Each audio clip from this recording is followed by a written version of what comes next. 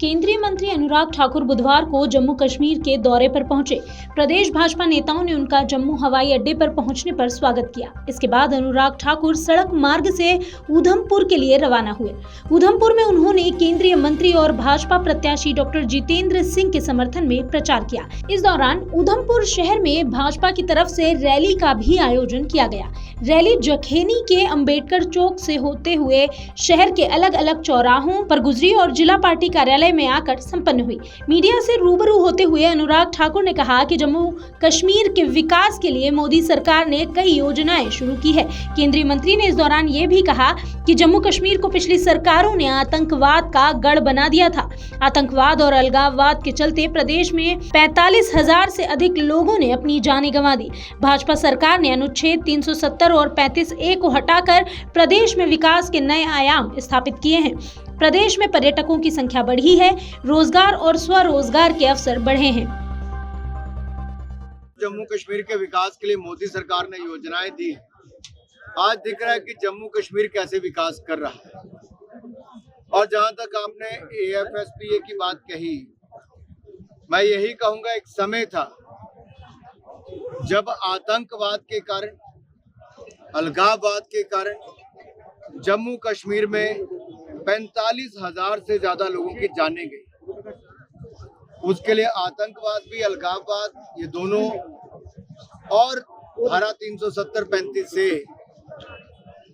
कई कारण रहे कि आजादी के बाद कांग्रेस ने एक और से जो स्वर्ग कहा जाता था जम्मू कश्मीर, उसको आतंकवादियों का गढ़ बना दिया था, पथरावबाजों की धरती बना दी थी और कहीं ना कहीं जम्मू कश्मीर के विकास पर रोक लगा दी थी और हत्याएं दिन प्रतिदिन बढ़ती थी।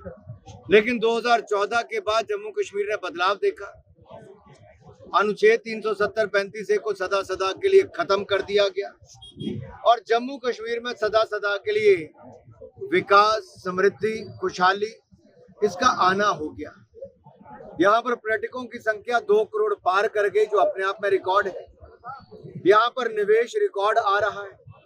यहाँ पर टूरिस्ट की संख्या के कारण रोजगार, स्वरोजगार के अवसर मिल रहे हैं। जहाँ शॉल बिकती है, कारपेट बिकता है, वॉलनट का फर्नीचर बिकता है, वहीं पर यहाँ के फूलों से लेके अन्य प्रोडक्ट की बिक्री, यानी कि रोजगार, स्वरोजगार के अनेक अवसर मिले।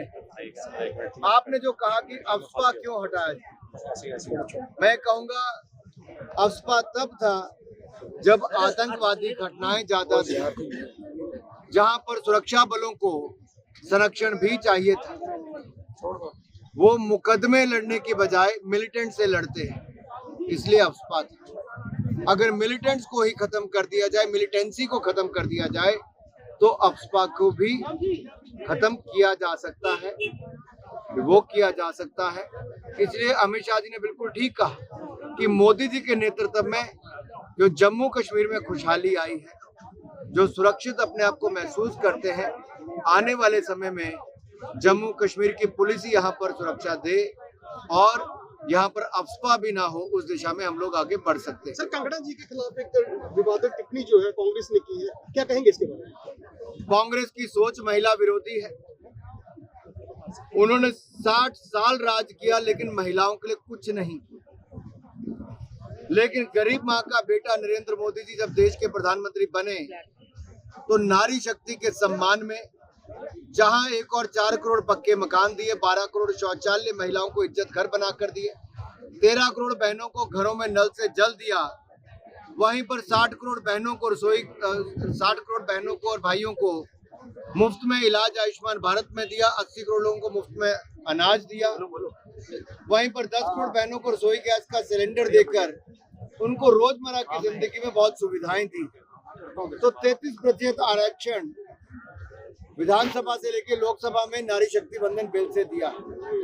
मोदी जी नारी शक्ति बंधन बिल लाते हैं, राहुल गांधी जी शक्ति से ही लड़ने की बात करते हैं, यानी कि नारी के खिलाफ ही, महिलाओं के खिलाफ, बहनों के खिलाफ, बेटियों के खिलाफ कांग्रेस लड़ना चाहती है। और ये राहुल गांधी जी नहीं, अब उनकी प्रवक्ता भी कहती हैं, जिस तरह की अभद्र टिप्पणी उन्होंने हिमाचल प्रदेश से मंडी के प्रत्याशी के खिलाफ की है, वो अशोभनीय है, दुर्भाग्यपूर्ण है और इसलिए उनको माफी भी मांगनी चाहिए। लेकिन कहीं ना कहीं सोच कांग्रेस की दिखाती है वो कैसे महिला विरोधी है।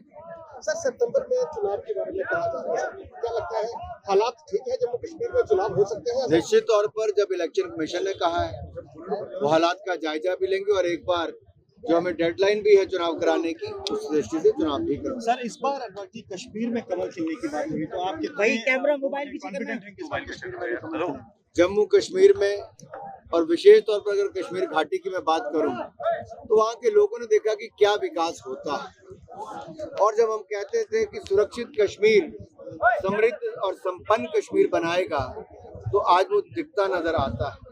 पथराव की घटनाएं बंद होती है, बच्चे स्कूल यूनिवर्सिटीज में जाते हैं, रोजगार स्वरोजगार के अवसर बढ़ते हैं, स्पोर्ट्स सिनेमा से लेकर अन्य क्षेत्रों को बढ़ावा मिलता है।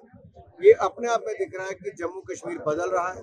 विशेष तौर पर कश्मीर में जब लोग विकास देखते हैं, बढ़ते हुए आय के साधन देखते हैं, बढ़ते हुए टूरिस्ट देखते हैं तो उनको पता चला कि कांग्रेस ने 70 साल उनसे क्या छीना है और मोदी ने 10 साल में कैसे जीवन को बदला है, कैसे खुशहाली। अनुराग जी, महबूबा मुफ्ती ने ये कहा है कि जो सेपरेटिस्ट हैं उनकी फैमिलीज को हरास किया जा रहा है, प्रोपेगेंडा बनाया जा रहा है। जो 3 परिवार अपने परिवार की राजनीति करने के लिए जम्मू कश्मीर के लोगों का दोहन करते रहे, यहाँ की बड़ी बड़ी जमीनों पर कब्जा करते रहे, वर्षों सत्ता में रहकर जम्मू कश्मीर में भ्रष्टाचार करते रहे, बैंकों से सैकड़ों करोड़ लूट कर ले गए।